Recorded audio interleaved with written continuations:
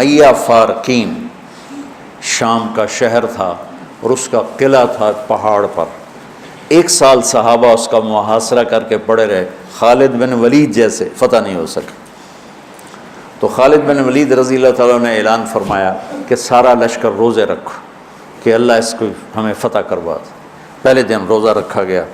خالد بن ولید افطاری کے لیے خیمے میں آئے تو افطاری کوئی نہیں تھی، تو ان کو خیال آیا غلام میرا بیمار ہوگا، انہوں نے پانی پی کے روزہ افطار کر لیا.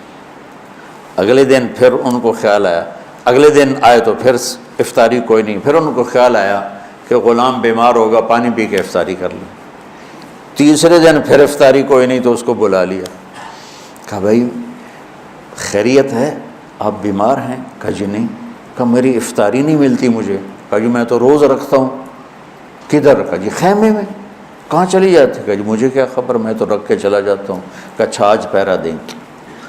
تو جب اس نے لا کے افطاری رکھی اور یہ ایک طرف چھپ کے بیٹھ گئے تو ایک کتا آیا اور خیمے کے پیچھے سے وہ گھسا اور وہ جو روٹی پڑی تھی اس کو منہ میں ڈالا اور بھاگ پڑا. خالد بن ولید فرمانے لگے یہ کچھ اس کے پیچھے راز ہے. انہوں نے کتے کے پیچھے دوڑ لگا دی اور کتا آگے آگے، خالد بن ولید پیچھے پیچھے. تو وہ کتا ایک ندی سی تھوڑا تھوڑا پانی والی ندی میں گھسا، وہ بھی گھسے. آگے ایک چھوٹا سا سوراخ تھا اس میں گھس گیا. خالد بن ولید لمبا قد اور پتلے جسم کے تھے، دیکھنے میں لگتے تھے جیسے کوئی مکے دی مارن، لیکن انہوں نے پہاڑوں کو راستے سے ہٹا دیا. سیف اللہ، اللہ کی تلوار. تو وہ اس سوراخ میں گھس گئے تھے، پتلے تو چلتے رہے ایسے رینگتے رینگتے رینگتے رینگتے رینگتے وہ سوراخ قلعے کے اندر جا کے کھلا. اللہ نے روزے کی برکت سے ایک کتے کے ذریعے سے راستہ دکھا دیا.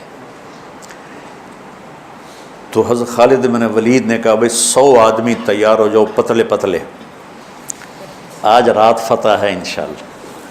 تو ان کو لے کے گھسے. صرف 88 اندر جا سکے، 12 ذرا تھوڑے سے ہیوی تھے وہ نہیں گھس سکے. تو 88 آدمیوں کو لے کر وہ اس سوراخ میں سے رینگتے ہوئے قلعے میں داخل ہوئے اور جا کے حملہ کیا اور اللہ نے دروازہ کھول دیا، اللہ نے فتح نصیب فرمائی. تو روزہ اور نماز دنیا اور آخرت کے کام بنانے کا وسیلہ اور ذریعہ ہے اگر ہم اس کو یقین کے ساتھ کریں. جب مشکل پیش آئے اپنا ظاہری سبب بھی اختیار کرو اور نماز بھی.